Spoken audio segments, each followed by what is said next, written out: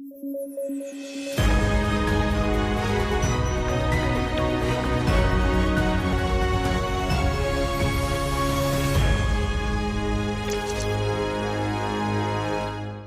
News at 9 programme में आपका स्वागत है। मैं हूं अमृत उपाध्याय। आइए जल्दी से देखें आज के हेडलाइंस। बगराम एयरबेस चर्चा में, अमेरिका चाहता है एयरबेस पर फिर से कब्जा, तालिबान ने किया इनकार।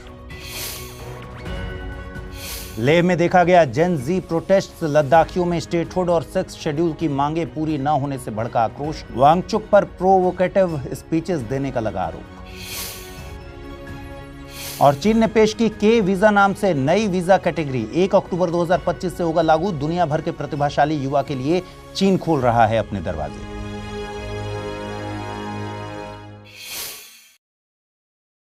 आइए शुरू करें दोस्तों। हाल ही में लेह लद्दाख में भी जेन जी प्रोटेस्ट देखा गया। दरअसल सोनम वांगचुक की अगुवाई में एक भूख हड़ताल हुई थी। इसमें राजनीतिक और प्रशासनिक वादों के टूटने, खास तौर पर 2020 में बीजेपी द्वारा किए गए वादों पर यू टर्न लेने की शिकायत हुई। आइए समझते हैं पूरा मामला क्या है। देखिए, 2019 में आर्टिकल 370 हटा और लद्दाख को एक अलग यूनियन टेरिटरी बनाया गया। लोगों को उम्मीद थी कि अलग पहचान मिलने से विकास और प्रतिनिधित्व दोनों बढ़ेगा, लेकिन हुआ इसके उलट। यूटी बनने के बाद यहां विधानसभा नहीं रही, यानी नीतिगत फैसले अब पूरी तरह से दिल्ली में बैठे अफसरों और नेताओं पर निर्भर हो गए। स्थानीय लोगों को लगा कि उनका लोकतांत्रिक अधिकार छीना जा रहा है। इसके अलावा हाल के वर्षों में बाहर से बढ़ती आबादी, बड़े प्रोजेक्ट्स और पर्यटन आधारित दबाव ने स्थानीय समुदाय को असुरक्षित महसूस कराया है। लोगों को डर है कि 6 शेड्यूल जैसे संवैधानिक सुरक्षा के बिना उनकी जमीनें और संसाधन बाहरी लोगों के हाथों में चले जाएंगे। अब आर्थिक हकीकत भी समझ लेते हैं। लद्दाख के युवाओं की सबसे बड़ी समस्या है बेरोजगारी। पर्यटन और सेना से जुड़े कामों के अलावा यहाँ रोजगार के ठोस अवसर नहीं है। खेती और पारंपरिक रोजगार बदलते मौसम और ग्लेशियर्स के पिघलने जैसी पर्यावरणीय चुनौतियों से बुरी तरह प्रभावित हो रहे हैं। जो सरकारी नौकरियां थीं वो भी सीमित हो गई हैं। ऐसे में जब बीजेपी ने 2020 में रोजगार और सुरक्षा से जुड़े कुछ वादे किए और बाद में उन्हें पूरा नहीं किया, तो युवाओं में गुस्सा और भी बढ़ गया। यह असंतोष धीरे धीरे गहरा हुआ और जेन जी ने इसे अपने आंदोलन का आधार बना लिया। इसी बीच भूख हड़ताल कर रहे कुछ प्रदर्शनकारियों की सेहत बिगड़ी, उन्हें अस्पताल में भर्ती कराना पड़ा। इसके बाद लेह एपेक्स बॉडी ने एक शटडाउन बुलाया और तनाव के बीच 24 सितंबर को हिंसा फूट पड़ी। हिंसा में बीजेपी कार्यालय और सीआरपीएफ वाहन में आग लगाने जैसी घटनाएं हुई। सुरक्षा बलों से झड़पें भी हुई, जिसमें 4 लोगों की मौत हुई और दर्जन भर से ज्यादा घायल हुए। सरकार ने सोनम वांगचुक पर प्रोवोकेटिव स्पीचेस देने और लोगों को उकसाने का आरोप लगाया, जबकि वांगचुक ने कहा कि यह गुस्सा वर्षों से मुकम्मल न हुई मांगों और बेरोजगारी की वजह से फूटा है। वहीं सीबीआई ने सोनम वांगचुक और उनकी संस्था के खिलाफ विदेशी अंशदान विनियमन अधिनियम 2010 FCRA के कथित उल्लंघन की प्रारंभिक जांच शुरू कर दी है। वर्तमान में हालात कुछ नियंत्रित है। सरकारी अधिकारियों और स्थानीय नेताओं के बीच बातचीत जारी है और उच्च स्तरीय समिति की अगली बैठक तय की जा चुकी है। चीन ने हाल ही में एक नई वीजा कैटेगरी पेश की है। इसका नाम है के वीजा। ये 1 अक्टूबर 2025 से लागू होगा। दोस्तों, ये सिर्फ एक प्रशासनिक बदलाव नहीं है, बल्कि एक बड़ी रणनीतिक चाल है। दरअसल यह वीजा सीधे तौर पर उन विदेशी युवाओं और प्रोफेशनल्स को आकर्षित करेगा जो स्टेम यानी साइंस, टेक्नोलॉजी, इंजीनियरिंग और मैथमेटिक्स से जुड़े हैं। इसके तहत नामी यूनिवर्सिटी या रिसर्च संस्थानों से ग्रेजुएट्स, साथ ही स्टेम आधारित टीचिंग और रिसर्च करने वाले प्रोफेशनल्स भी अप्लाई कर सकेंगे। देखिए, चीन के मौजूदा वीजा सिस्टम में विदेशी प्रोफेशनल्स को अक्सर लोकल स्पॉन्सरशिप की जरूरत होती थी, लेकिन के वीजा इसे खत्म करता है। इसमें एंट्री की फ्लेक्सिबिलिटी, वीजा वैलिडिटी और कामकाज के दायरे को बढ़ा दिया गया है। इसका मतलब यह हुआ कि कोई विदेशी अब चीन में सिर्फ रिसर्च ही नहीं, बल्कि शिक्षा, तकनीक, संस्कृति, एंटरप्रेन्योरशिप और बिजनेस जैसे कई सेक्टर में खुलकर काम कर पाएगा। अब बड़ा सवाल यही है कि चीन का मकसद क्या है। असल में बीजिंग की उस लंबी रणनीति का यह हिस्सा लगता है जिसमें वो दुनिया के बेहतरीन दिमागों को अपने यहां खींचना चाहता है।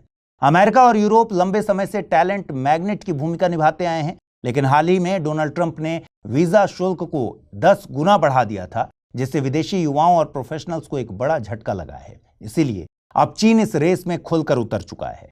ग्लोबल साउथ से लेकर विकसित देशों तक जहां भी प्रतिभाशाली युवा हैं, उनके लिए चीन ने अपने दरवाजे खोल दिए हैं। भारत के नजरिए से देखें तो ये खबर और अहम हो जाती है। यहां से हर साल हजारों इंजीनियर्स और वैज्ञानिक विदेश जाते हैं। अगर चीन अपने के वीजा से उन्हें आकर्षित करने में सफल होता है तो ये ब्रेन ड्रेन की दिशा को बदल सकता है। हालांकि यह भारत और बाकी देशों के लिए चिंता का विषय भी है और एक चेतावनी भी है कि अगली सदी की जंग सिर्फ सीमाओं पर नहीं बल्कि टैलेंट और इनोवेशन के मोर्चे पर भी लड़ी जाएगी। दिल्ली में वित्त मंत्री ने हाल ही में औपचारिक तौर पर goods and services tax appellate tribunal यानी जीएसटीएटी का शुभारंभ किया। यह कदम उन लाखों टैक्स पेयर्स के लिए बहुत अहम माना जा रहा है जो अब तक जीएसटी से जुड़े विवादों को लेकर सीधे हाई कोर्ट और सुप्रीम कोर्ट तक जाने को मजबूर होते थे। लंबे समय से मांग थी कि टैक्स विवादों के लिए खास मंच बने जहां तेज और विशेषज्ञ स्तर पर फैसले लिए जा सकें। अब ये खाई भरने की कोशिश हो चुकी है। जीएसटीएटी कोई साधारण संस्था नहीं है बल्कि एक वैधानिक अपीलीय निकाय है। इसे सीजीएसटी एक्ट 2017 के तहत स्थापित किया गया है। इसका मुख्यालय यानी प्रिंसिपल बेंच दिल्ली में होगा और देश भर में 31 स्टेट बेंचेस के जरिए ये 45 लोकेशन से काम करेगा। मतलब टैक्स विवाद न सिर्फ राजधानी में बल्कि राज्यों में भी सुने जाएंगे, जिससे टैक्स पेयर्स को स्थानीय स्तर पर राहत मिलेगी।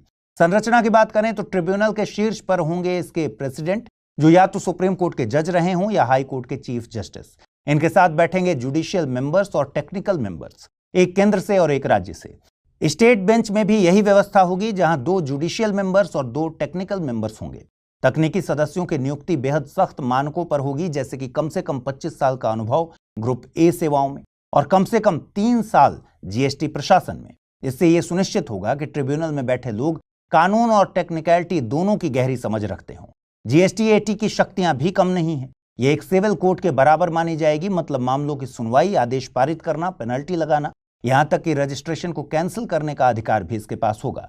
कार्यकाल की बात करें तो प्रेसिडेंट और अन्य सदस्य 4 साल तक अपने पद पर बने रहेंगे या फिर आयु सीमा तक। आयु सीमा प्रेसिडेंट और जुडिशियल मेंबर्स के लिए 70 वर्ष है और टेक्निकल मेंबर्स के लिए 67 वर्ष तय की गई है। असल मायने में देखें तो ये ट्रिब्यूनल टैक्स प्रशासन में एक बड़ा सुधार है। यह न सिर्फ टैक्स विवादों का निपटारा करेगा बल्कि बिजनेस और टैक्स पेयर्स दोनों को भरोसा देगा कि जीएसटी व्यवस्था पारदर्शी और न्यायसंगत है। दोस्तों, आपको बता दें कि सुबनसिरी नदी पर 2220 मेगावाट का ओजू हाइड्रो इलेक्ट्रिक प्रोजेक्ट प्रस्तावित है और अब हालिया विकास ये है कि केंद्रीय पर्यावरण मंत्रालय की एक विशेषज्ञ समिति ने इस प्रोजेक्ट के लिए पर्यावरण मंजूरी देने की सिफारिश कर दी है। यह प्रोजेक्ट तक्षिंग के पास चीन की सीमा के नजदीक बनेगा। हालांकि इसे लेकर लंबे समय से पर्यावरणीय और रणनीतिक बहस चल रही है। चलिए सुबनसिरी नदी के बारे में जानते हैं। देखिए, सुबनसिरी नदी को गोल्ड रिवर भी कहा जाता है। यह माउंट पोरोम में तिब्बती हिमालय से निकलती है। सुबनसिरी नदी का प्रवाह ट्रांस हिमालयन है और यह तिब्बत के कांगिंग ग्लेशियर रेंज से शुरू होकर अरुणाचल प्रदेश और असम होते हुए भारत में प्रवेश करती है। खास बात यह है कि यह ब्रह्मपुत्र की दाहिनी तटवर्ती सहायक नदी है और लखीमपुर जिले में ब्रह्मपुत्र में मिलती है। इसकी प्रमुख सहायक नदियां लारो, नाय, यूमे, तसरी, कमला, जियाधोल, रंगनादी और डिक्रोंग है। नदी की यह खासियत इसे हाइड्रो इलेक्ट्रिक प्रोजेक्ट्स के लिए आकर्षक बनाती है। आपको यह भी बता दें कि Oju hydro electric project upper Subansiri जिले में प्रस्तावित है और इसे Oju Subansiri hydro power corporation private limited द्वारा विकसित किया जाएगा। मुख्य पावर प्लांट की क्षमता 2100 मेगावाट और एक अन्य प्लांट की क्षमता 120 मेगावाट होगी। पर्यावरण की मंजूरी की सिफारिश से अब यह प्रोजेक्ट आगे बढ़ने की दिशा में एक बड़ा कदम माना जा रहा है। हालांकि इसे लेकर सुरक्षा, पारिस्थितिकी संतुलन और स्थानीय समुदायों पर प्रभाव जैसे मुद्दे महत्वपूर्ण हैं। सुबनसिरी नदी की रणनीतिक और पारिस्थितिकीय अहमियत को ध्यान में रखते हुए इस प्रोजेक्ट की निगरानी और सतत पर्यावरण संरक्षण उपाय अत्यंत जरूरी होंगे। आने वाले समय में देखना दिलचस्प होगा कि ऊर्जा उत्पादन और पर्यावरण संरक्षण के बीच संतुलन कैसे बनाए रखा जाता है। यूपीएससी की तैयारी का हर दिन कीमती होता है और हर कल की राह आज से ही बनती है। तो क्या आपने प्रतिज्ञा ली है अपने आईएएस सपने को साकार करने की? स्टडी IQ लेकर आया है यूपीएससी लाइव फाउंडेशन हिंदी प्रतिज्ञा बैच 2026, जहां कराई जाएगी प्रीलिम्स से लेकर इंटरव्यू तक की पूरी तैयारी, वो भी रणनीतिक गहराई के साथ और सही मार्गदर्शन के साथ। इस बैच में आपको मिलेंगी 1000+ घंटों की लाइव और रिकॉर्डेड कक्षाएं, 1-to-1 personalised mentorship, daily current affairs, test series और सीसेट का कंप्लीट कवरेज, प्रीलिम्स और मेंस रेसिडेंशियल प्रोग्राम यानी PRP और MRP डिसिप्लिन के साथ फोकस भी, इंटरव्यू गाइडेंस प्रोग्राम, IGP, अंतिम दौर तक स्टडी IQ आपके साथ रहेगा। और इतना ही नहीं, प्रीलिम्स में सफल होने पर मिलेगा पूरा फीस वापस। टॉप स्कोरर को मिलेगा 11,000 रुपए का नगद पुरस्कार। अब तय कीजिए, आप सिर्फ सपना देखेंगे या उसके लिए स्टडी IQ के साथ मिलकर प्रतिज्ञा निभाएंगे। यूज करें कोड अमृत लाइव और पाएं मैक्सिमम डिस्काउंट हमारे गोल्ड, प्लैटिनम और डायमंड बैचेस पर। अगर अब भी कोई सवाल हो तो डिस्क्रिप्शन में दिए गए लिंक पर क्लिक करें या मुझे सीधा मेल करें amrit@studiiq.com पर। यूपीएससी 2026, आपकी प्रतिज्ञा, हमारा मार्गदर्शन। हाल ही में पश्चिम अफ्रीकी देशों बुर्किना फासो, माली और नाइजर ने घोषणा की कि वे इंटरनेशनल क्रिमिनल कोर्ट आईसीसी से बाहर निकल रहे हैं। ये देश मिलिट्री द्वारा संचालित हैं और उनका कहना है कि आईसीसी उनके लिए अपनी समस्याओं का समाधान नहीं कर रहा।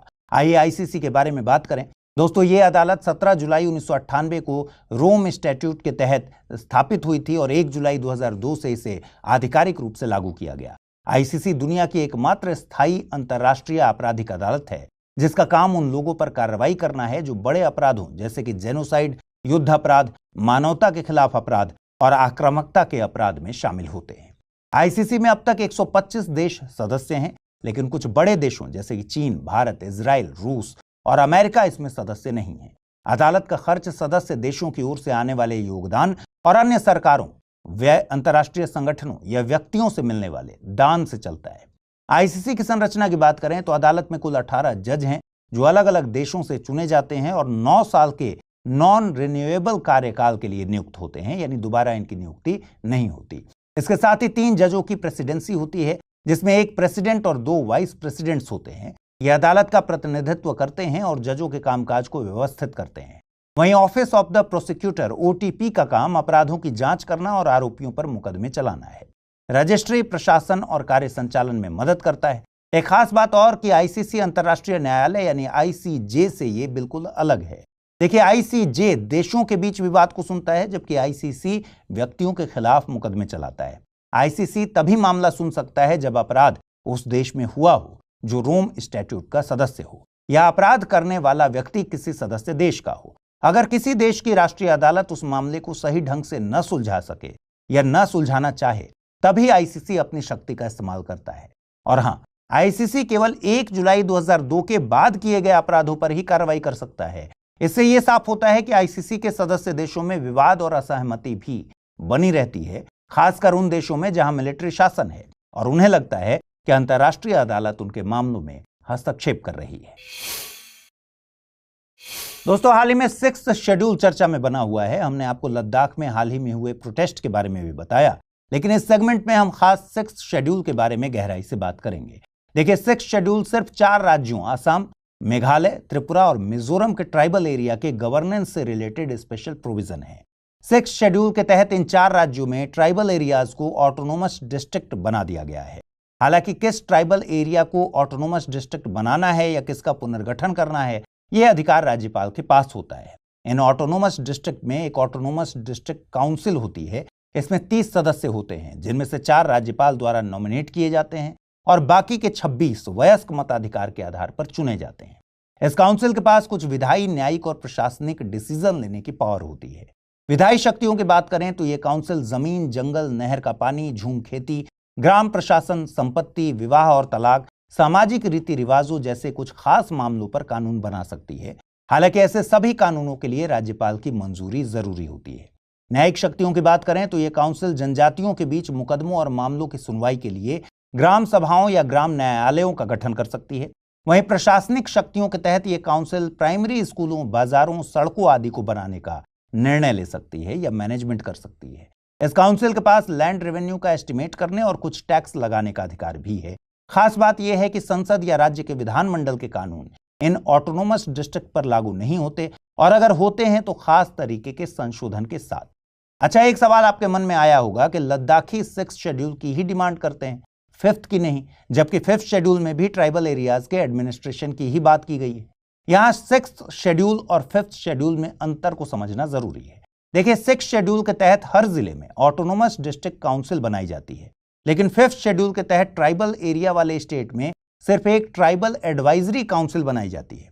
अब यहां अंतर पूरी तरह से पावर का है। 6th शेड्यूल के तहत हर जिले में बनाई गई ऑटोनोमस डिस्ट्रिक्ट काउंसिल के पास कई शक्तियां होती हैं, जो कि अभी मैंने आपको बताया। लेकिन 5th शेड्यूल के तहत ट्राइबल एडवाइजरी काउंसिल के पास केवल अनुसूचित जनजातियों के कल्याण से जुड़े मामलों पर सलाह देने की शक्ति है, वो भी उन मामलों पर जिसको राज्यपाल रेफर करे। इसके अलावा ट्राइबल एडवाइजरी काउंसिल जनजातीय आबादी के लिए जवाबदेह नहीं है, क्योंकि ये राज्यपाल का या राज्य सरकार द्वारा नियुक्त की जाती हैं। इसे ऐसा भी कह सकते हैं कि 5th शेड्यूल के चलते ट्राइबल एरियाज का गवर्नेंस मुख्यतः राज्यपाल के चारों तरफ घूमता है और 6th शेड्यूल के तहत बनाई गई काउंसिल अपनी सभी शक्तियां सीधे संविधान से प्राप्त करती है। हाल ही में तमिलनाडु के तिरुवन्नमलाई जिले के किलनामंडी गांव में एक सार्कोफेगस यानी टेराकोटा की ताबूत मिली और वैज्ञानिकों ने इसकी पहली बार वैज्ञानिक डेटिंग की है। इस डेटिंग से पता चला कि तमिलनाडु प्राचीन समय में लेट हड़प्पा सभ्यता के दौरान मिस्र, रोम और ग्रीस के साथ व्यापारिक संपर्क में रहा होगा। दोस्तों, जान लें कि सार्कोफेगस है क्या। यह प्राचीन मिस्र, रोम और ग्रीस में नेताओं और अमीर लोगों को दफनाने के लिए इस्तेमाल होने वाली ताबूत होती थी। आमतौर पर इसे जमीन के ऊपर रखा जाता था, लेकिन कभी कभी इसे भूमिगत समाधि या दफन कक्ष में भी रखा जाता था। देखिए, सार्कोफेगस शब्द ग्रीक भाषा से आया है, जिसमें सार्क्स का मतलब है मांस और फैगिन का मतलब है खाना, इसलिए इसका शाब्दिक अर्थ होता है मांस खाने वाला। यह नाम इसलिए पड़ा क्योंकि इसके लिए इस्तेमाल होने वाला खास प्रकार का चूना पत्थर शरीर को जल्दी सड़ने में मदद करना माना जाता था। सबसे पहले इसे प्राचीन मिस्र और ग्रीस में इस्तेमाल किया गया और बाद में यह पूरी दुनिया में भी लोकप्रिय हुआ। मिस्र के तीसरे राजवंश के फराओ ने इसे सबसे पहले पत्थर की ताबूत के रूप में इस्तेमाल किया, लगभग 2686 से 2613 ईसा पूर्व के बीच। बाद में यूरोप में यह उच्च पद के धर्मगुरु, सरकार या कुलीन वर्ग के लोगों के लिए इस्तेमाल होने लगी। सार्कोफेगस का निर्माण और डिजाइन संस्कृति के अनुसार अलग अलग होता है। आमतौर पर यह पत्थर से बनाया जाता है, जिसमें चूना पत्थर सबसे सामान्य है, लेकिन ग्रेनाइट, सैंडस्टोन और मार्बल से भी इसे बनाया जाता था। इस पर सुंदर नक्काशी, चित्र और लिखावट की जाती थी, जिसमें अक्सर मृतक का नाम भी शामिल होता था। पुरातात्विक दृष्टि से सार्कोफेगस बहुत महत्वपूर्ण है क्योंकि यह समाज, कला, संस्कृति और धार्मिक विश्वासों के बारे में जानकारी देते हैं। इनके नक्काशी और शिलालेख से इतिहास और उस समय की जीवन शैली की महत्वपूर्ण जानकारी मिलती है। उदाहरण के लिए, मिस्र के सबसे प्रसिद्ध सार्कोफेगस में किंग तुतैनखामेन का गोल्डन सार्कोफेगस शामिल है। इस ताजा खोज से अब तमिलनाडु और मिस्र, रोम और ग्रीस के प्राचीन व्यापारिक और सांस्कृतिक संबंधों को समझने में और मदद मिलेगी। हाल ही में यूनेस्को ने केरल के वर्कला क्लिफ को अपनी tentative list of world heritage sites में शामिल किया। यह कदम न सिर्फ स्थानीय बल्कि राष्ट्रीय स्तर पर भी पर्यटन और विज्ञान की दृष्टि से महत्वपूर्ण माना जा रहा है। वर्कला क्लिफ तिरुवनंतपुरम जिले के वर्कला शहर में स्थित है। इसकी प्राकृतिक संरचना, इतिहास और भूवैज्ञानिक महत्व इसे विशिष्ट बनाते हैं। यह समुद्र तट के साथ एक शानदार चट्टान संरचना प्रस्तुत करता है, जिसे वर्कली फॉर्मेशन कहा जाता है। इसका आयु क्रम मियोप्लायोसीन युग का है, यानी लगभग 13 लाख से 2.5 करोड़ साल पुराना। यह तथ्य इसे भूवैज्ञानिक अध्ययन और शोध के लिए बहुत महत्वपूर्ण बना देता है। स्थानीय स्तर पर इसे शिवगिरी थुरुथु के नाम से जाना जाता है। इसकी लेटराइट और तलछटी परतों में प्राचीन जीवाश्म और प्राचीन जलवायु के प्रमाण पाए जाते हैं। आपको बता दें कि चट्टान के नीचे स्थित पापनासम बीच प्राकृतिक झरनों के लिए प्रसिद्ध है और इसे औषधीय गुणों वाला माना जाता है। यह क्षेत्र केवल पर्यटन के लिए ही नहीं बल्कि स्थानीय समुद्री और तटीय समुदायों के लिए भी महत्व रखता है, क्योंकि यह एक प्रमुख जल स्रोत और प्राकृतिक जल संचयन प्रणाली का काम करता है। गौरतलब है कि वर्कला क्लिफ भारत का 27वां राष्ट्रीय भूवैज्ञानिक स्मारक है और केरल में अंगदीपुरम लेटराइट के बाद दूसरा राष्ट्रीय स्मारक माना गया है। यूनेस्को की टेंटेटिव लिस्ट में शामिल होने से यह न सिर्फ वैश्विक मान्यता पाएगा बल्कि संरक्षण, शोध और सतत पर्यटन के भी नए अवसर खुलेंगे। और इस कदम से न केवल केरल बल्कि पूरे देश में भूवैज्ञानिक विरासत और प्राकृतिक सौंदर्य के महत्व को और अधिक पहचान मिलेगी। हाल ही में भारतीय कृषि अनुसंधान परिषद यानी ICAR ने नई दिल्ली में Brazil Bharat cross incubation program in agritech यानी मैत्री 2.0 का दूसरा संस्करण शुरू किया। आपको बता दें कि यह प्रोग्राम भारत और ब्राजील के नव प्रवर्तकों के लिए सीखने और साथ में काम करने का मंच है। इसका उद्देश्य एक मजबूत, नए विचारों वाला और समावेशी कृषि और खाद्य प्रणाली को बनाना है, जिससे किसान और देश दोनों को फायदा हो। मैत्री 2.0 का मकसद भारत और ब्राजील के इंक्यूबेटर यानी नवाचार केंद्रों के बीच संबंध को मजबूत करना, सह इंक्यूबेशन मॉडल को बढ़ावा देना और अच्छा काम करने की जानकारी को शेयर करना है, साझा करना है। यह प्रोग्राम सतत कृषि, डिजिटल तकनीक और कृषि से जुड़ी नई सुविधाओं के लिए नए अवसर भी खोलेगा। साथ ही यह किसानों के लिए सीधे लाभ देने वाले नवाचार को बढ़ावा देगा। यह पहल दोनों देशों की रणनीतिक साझेदारी को भी मजबूत करती है। इससे दोनों देश कृषि, नई तकनीक और खाद्य सुरक्षा में मिलकर काम कर सकेंगे। मैत्री 2.0 सिर्फ द्विपक्षीय सहयोग तक सीमित नहीं है, बल्कि यह वैश्विक स्तर पर सतत कृषि और जलवायु बदलाव पर भी दोनों देशों की भूमिका को मजबूत करता है। हाल में आदिवासी मामलों के मंत्रालय ने संयुक्त राष्ट्र के साथ मिलकर 2 नई योजनाएं शुरू की हैं। पहली है आदि युवा फेलोशिप और दूसरी है आदि कर्मयोगी वॉलंटियर्स प्रोग्राम। इनका मकसद जनजातीय युवाओं को पढ़ाई, नौकरी और समाज में बदलाव लाने में मदद करना है। देखिए, आदि युवा फेलोशिप एक ऐसा प्रोग्राम है जिसमें चुने हुए युवा 12 महीने तक पैसे लेकर सीखेंगे। इस दौरान उन्हें काम करने का अनुभव मिलेगा, नई बातें सीखने को मिलेंगी और अपने काम पर सोचने का समय भी मिलेगा। उन्हें मासिक भत्ता, स्वास्थ्य और जीवन बीमा मिलेगा। साथ ही यह योजना उन्हें PMKVY 4.0, NAPS और PM विकसित भारत रोजगार योजना जैसी सरकारी योजनाओं से जोड़ेगी। फेलो को राष्ट्रीय, राज्य और जिला स्तर पर UN एजेंसियों में काम करने का भी मौका मिलेगा। वहीं आदि कर्मयोगी वॉलंटियर्स प्रोग्राम का मकसद है कि युवा अपने गांव और इलाके में बदलाव लेकर आएं। इसके लिए 82 UN वॉलंटियर्स को मध्य प्रदेश और राजस्थान के 82 ब्लॉक्स में 2 महीने के लिए भेजा गया है। वॉलंटियर्स गांव की योजना बनाना, जागरूकता फैलाना और सरकारी योजनाओं की मदद करना सीखेंगे और लोगों तक पहुंचाएंगे। इन दोनों योजनाओं से युवाओं को काम करने और सीखने का मौका मिलेगा और गांव-गांव में सरकारी योजनाओं का सही उपयोग होगा। इससे युवा सशक्त होंगे और अपने समाज में बदलाव ला सकेंगे। हाल ही में अंडमान और निकोबार द्वीप समूह के बैरन आइलैंड में 8 दिनों के भीतर 2 बार छोटे ज्वालामुखी के फटने की घटनाएं देखी गई। दोस्तों, आपको बता दें कि यह द्वीप भारत में एकमात्र सक्रिय ज्वालामुखी होने के कारण खास है और वैज्ञानिकों के लिए हमेशा ध्यान का केंद्र रहा है।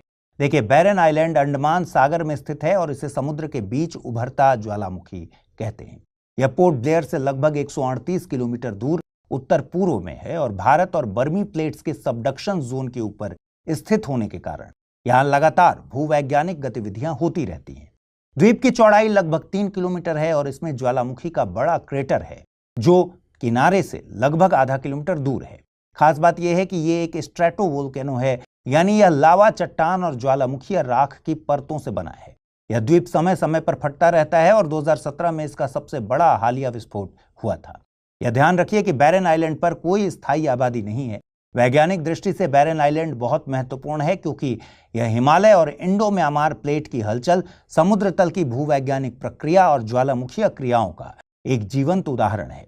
इसके आसपास के समुद्री क्षेत्र में भी अनोखी मछलियां और समुद्री जीव पाए जाते हैं जो स्थानीय इकोसिस्टम का हिस्सा है। सुरक्षा और पर्यावरण की दृष्टि से भी यह द्वीप बहुत महत्वपूर्ण है। यहाँ ज्वालामुखी फटने से कभी कभी समुद्र में हलचल और धुआं फैलता है जो आसपास के समुद्री मार्ग और द्वीपों पर असर डाल सकता है। प्रशासन और वैज्ञानिक लगातार इसे मॉनिटर करते रहते हैं ताकि किसी भी आपात स्थिति में सही समय पर कदम उठाया जा सके। दोस्तों, हाल ही में खबर आई कि तालिबान सरकार ने अमेरिकी राष्ट्रपति डोनाल्ड ट्रंप की बगराम एयरबेस पर दोबारा कब्जा करने की कोशिश को ठुकरा दिया। याद कीजिए कि अमेरिका ने अफगानिस्तान से अपनी हड़बड़ी में निकासी की थी और उस समय यह विशाल सैन्य हवाई अड्डा तालिबान के हाथों में चला गया था। अब बात करते हैं बगराम एयरबेस के बारे में। देखिए, यह अफगानिस्तान का सबसे बड़ा एयरबेस है और राजधानी काबुल के उत्तर में स्थित है। इसकी रणनीतिक स्थिति बहुत महत्वपूर्ण है क्योंकि यह ईरान, पाकिस्तान, चीन के शिनजियांग प्रांत और मध्य एशिया के क्रॉस रोड पर स्थित है। इसे कोल्ड वॉर के दौरान सोवियत संघ ने बनाया था। सोवियत सैनिकों ने इस एयरबेस का इस्तेमाल कई दशक तक अफगानिस्तान में अपने ऑपरेशंस के लिए किया। फिर उन्होंने 1980 के दशक के अंत में इस देश से अपनी सेना को वापस बुला लिया। इसके बाद अमेरिका ने अफगानिस्तान पर कब्जा करने के बाद इस बेस को फिर से विकसित किया। 2001 से यह अमेरिकी युद्ध में तालिबान और अलकायदा के खिलाफ एक अहम हब के रूप में काम आया। यह अफगानिस्तान में अमेरिकी सैन्य उपस्थिति का सबसे बड़ा केंद्र था। एयरबेस ने हवाई ऑपरेशंस, इंटेलिजेंस और लॉजिस्टिक्स में महत्वपूर्ण भूमिका निभाई। आपको जानकर हैरानी होगी कि 2012 में 1 लाख से अधिक अमेरिकी सैनिक यहां से गुजरते थे। बगराम एयरबेस की सुविधाएं भी अद्भुत थीं। इसमें लंबी रनवे थीं जो कई अंतर्राष्ट्रीय हवाई अड्डों से लंबी थी। इसके अलावा यहां हार्डन शेल्टर्स, अस्पताल, ईंधन डिपो और फास्ट फूड रेस्टोरेंट जैसी सुविधाएं भी थी ताकि अमेरिकी सैनिकों की हर जरूरत को पूरा किया जा सके। यहाँ इलेक्ट्रॉनिक्स से लेकर अफगान रग्स तक की दुकानों की सुविधा थी। बेस में एक विशाल जेल परिसर भी मौजूद था, लेकिन 2021 में जब तालिबान ने सत्ता संभाला तो अमेरिकी सैनिकों ने अफगानिस्तान से निकलते हुए बगराम एयरबेस को छोड़ दिया। जुलाई 2021 में अमेरिकी बलों का बगराम एयरबेस छोड़ना अमेरिका के अफगानिस्तान में 20 साल की सैन्य उपस्थिति का प्रतीकात्मक अंत माना गया। अब फिर राष्ट्रपति डोनाल्ड ट्रंप बगराम एयरबेस पर लौटने की बात कर रहे हैं। डोनाल्ड ट्रंप का कहना है कि यह चीन के न्यूक्लियर रिएक्टर्स पर अमेरिकी नजर रखने के लिए, साथ ही मिडिल ईस्ट में अपनी मौजूदगी को बरकरार रखने के लिए बेहद महत्वपूर्ण है। यूपीएससी की तैयारी का हर दिन कीमती होता है और हर कल की राह आज से ही बनती है। तो क्या आपने प्रतिज्ञा ली है अपने आईएएस सपने को साकार करने की? स्टडी IQ लेकर आया है यूपीएससी लाइव फाउंडेशन हिंदी प्रतिज्ञा बैच 2026, जहां कराई जाएगी प्रीलिम्स से लेकर इंटरव्यू तक की पूरी तैयारी, वो भी रणनीतिक गहराई के साथ और सही मार्गदर्शन के साथ। इस बैच में आपको मिलेंगी 1000+ घंटों की लाइव और रिकॉर्डेड कक्षाएं, 1-to-1 personalised mentorship, daily current affairs, test series और सीसेट का कंप्लीट कवरेज, प्रीलिम्स और मेंस रेसिडेंशियल प्रोग्राम यानी PRP और MRP डिसिप्लिन के साथ फोकस भी, इंटरव्यू गाइडेंस प्रोग्राम, IGP, अंतिम दौर तक स्टडी IQ आपके साथ रहेगा। और इतना ही नहीं, प्रीलिम्स में सफल होने पर मिलेगा पूरा फीस वापस, टॉप स्कोरर को मिलेगा 11,000 रुपए का नगद पुरस्कार। अब तय कीजिए, आप सिर्फ सपना देखेंगे या उसके लिए स्टडी IQ के साथ मिलकर प्रतिज्ञा निभाएंगे। यूज करें कोड अमृत लाइव और पाएं मैक्सिमम डिस्काउंट हमारे गोल्ड, प्लैटिनम और डायमंड बैचेस पर। अगर अब भी कोई सवाल हो तो डिस्क्रिप्शन में दिए गए लिंक पर क्लिक करें या मुझे सीधा मेल करें amrit@studyiq.com पर। यूपीएससी 2026, आपकी प्रतिज्ञा, हमारा मार्गदर्शन। आइए अब जल्दी से देखें आज के बुलेटिन पर आधारित सवाल। पहला सवाल है, चीन ने के वीजा श्रेणी क्यों लागू की है जो 1 अक्टूबर 2025 से प्रभावी होगी? केवल विदेशी छात्रों के पर्यटन और शिक्षा अनुभव को बढ़ाने के लिए, स्टेम क्षेत्र के विदेशी ग्रेजुएट्स और प्रोफेशनल्स को सीधे आकर्षित करने के लिए, चीन में विदेशी व्यापार और निवेश को सुविधाजनक बनाने के लिए, या फिर केवल ग्लोबल साउथ देशों के नागरिकों को रोजगार देने के लिए? अगला प्रश्न है, भारत में जीएसटी एपीलेट ट्रिब्यूनल GSTAT के बारे में निम्नलिखित में से कौन सा कथन सही है? GSTAT केवल दिल्ली में ही मामलों की सुनवाई करेगा और राज्य स्तर पर नहीं बनेगा। GSTAT का गठन CGST एक्ट 2017 के तहत किया गया है और यह एक वैधानिक अपीलीय निकाय है। GSTAT के प्रेसिडेंट के पास किसी भी तरह की न्यायिक अनुभव की आवश्यकता नहीं है। GSTAT केवल तकनीकी विवादों का निपटारा करता है, कर विवादों पर नहीं। अगला प्रश्न है, निम्नलिखित कथनों पर विचार करें। ओजू हाइड्रो इलेक्ट्रिक प्रोजेक्ट सुबनसिरी नदी पर चीन की सीमा के पास प्रस्तावित है। सुबनसिरी नदी ब्रह्मपुत्र की दाहिनी तटवर्ती सहायक नदी है। इस प्रोजेक्ट की कुल पावर जनरेशन क्षमता 2220 मेगावाट है। सुबनसिरी नदी केवल अरुणाचल प्रदेश से होकर गुजरती है और असम में नहीं मिलती। कौन से कथन सही हैं? केवल 1 और 2, केवल 1, 2 और 3, केवल 2 और 4, या फिर सभी कथन सही हैं? अगला प्रश्न, निम्नलिखित कथनों पर विचार करें। इंटरनेशनल क्रिमिनल कोर्ट ICC केवल उन अपराधों की सुनवाई कर सकती है जो 1 जुलाई 2002 के बाद हुए हों। ICC केवल व्यक्तियों के खिलाफ मुकदमे चला सकती है, जबकि international court of justice ICJ देशों के बीच विवाद को देखती है। ICC में सभी प्रमुख वैश्विक शक्तियां जैसे अमेरिका, भारत और रूस भी सदस्य हैं। ICC तभी अपना न्यायाधिकार प्रयोग कर सकती है जब अपराध का देश या अपराध करने वाले का देश रोम स्टैट्यूट का सदस्य हो। कौन से कथन सही हैं? केवल 1, 2 और 4, केवल 1 और 2, केवल 2 और 3, या फिर सभी कथन सही हैं? अगला प्रश्न है, निम्नलिखित कथनों पर विचार करें। 6th शेड्यूल केवल 4 राज्यों असम, मेघालय, त्रिपुरा और मिजोरम के ट्राइबल एरिया पर लागू होता है। 6th शेड्यूल के तहत हर ट्राइबल जिले में एक ऑटोनोमस डिस्ट्रिक्ट काउंसिल यानी ADC बनती है, जबकि 5th शेड्यूल में केवल एक ट्राइबल एडवाइजरी काउंसिल होती है। 6th शेड्यूल के तहत बनाई गई ADC की विधायी शक्तियों में जमीन, जंगल, नहर का पानी, झूम के खेती, विवाह और तलाक से संबंधित कानून बनाना शामिल है। 5th शेड्यूल के तहत बनाई गई ट्राइबल एडवाइजरी काउंसिल राज्यपाल या राज्य सरकार को जवाबदेह होती है, जबकि 6th शेड्यूल की ADC सीधे संविधान से शक्तियां प्राप्त करती है। कौन से कथन सही हैं? केवल 1 और 2, केवल 1, 2 और 3, केवल 1, 2, 3 और 4, या फिर केवल 2 और 4? अगला प्रश्न है, वर्कला क्लिफ की वैश्विक और राष्ट्रीय महत्व को लेकर निम्नलिखित कथनों पर विचार करें। यह हाल ही में यूनेस्को की tentative list of world heritage sites में शामिल हुआ है। यह क्षेत्र केवल पर्यटन के लिए महत्वपूर्ण है, स्थानीय समुद्री समुदायों के लिए नहीं। वर्कला क्लिफ प्राकृतिक जल संचयन और झरनों के लिए भी महत्वपूर्ण है। भारत में यह केरल का दूसरा राष्ट्रीय भूवैज्ञानिक स्मारक है। सही विकल्प को चुनना है। केवल 1 और 3, केवल 1, 3 और 4, केवल 2 और 4, या फिर सभी कथन सही है? अगला प्रश्न, मैत्री 2.0 प्रोग्राम के बारे में सही कथन को चुनिए। यह ब्राजील और भारत के नव प्रवर्तकों के लिए सीखने और साथ काम करने का मंच है। इसका उद्देश्य केवल भारत में कृषि नवाचार को बढ़ावा देना है। यह प्रोग्राम डिजिटल तकनीक और सतत कृषि में नए अवसर को खोलेगा। मैत्री 2.0 द्विपक्षीय सहयोग के साथ साथ वैश्विक सतत कृषि और जलवायु बदलाव में भी योगदान देता है। केवल 1 और 2, केवल 1 और 3, केवल 1, 3 और 4, या फिर सभी कथन सही है? और अगला प्रश्न है बैरन आइलैंड के बारे में। बैरन आइलैंड से संबंधित निम्नलिखित कथनों में से कौन सा सही है? यह भारत में एकमात्र सक्रिय ज्वालामुखी है और स्ट्रेटोवोल्केनो प्रकार का है। यह अंडमान सागर में स्थित है और पोर्ट ब्लेयर से लगभग 138 किलोमीटर उत्तर पूर्व में है। बैरन आइलैंड पर स्थायी मानव आबादी मौजूद है और इसका मुख्य आधार मत्स्य पालन है। या फिर यह भारत और बर्मी प्लेट्स के सबडक्शन जोन पर स्थित होने के कारण भूवैज्ञानिक दृष्टि से महत्वपूर्ण है। केवल 1 और 2, केवल 1, 2 और 4, केवल 2 और 3 या फिर सभी कथन सही है।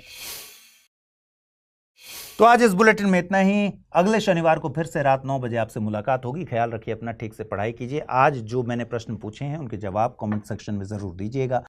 अगर आप इस बुलेटिन की पीडीएफ हासिल करना चाहते हैं, अमृत उपाध्याय 007 टेलीग्राम चैनल है जिस पर आप इसकी पीडीएफ हासिल कर सकते हैं। और आज जो मैंने सवाल पूछे उसके जवाब देने के साथ ही जो पिछले हफ्ते पूछे थे वो जवाब मैं स्क्रीन पर आपके लिए छोड़कर जा रहा हूं। उन्हें देखिए, अपने आंसर से मिलाइए। फिलहाल के लिए नमस्कार।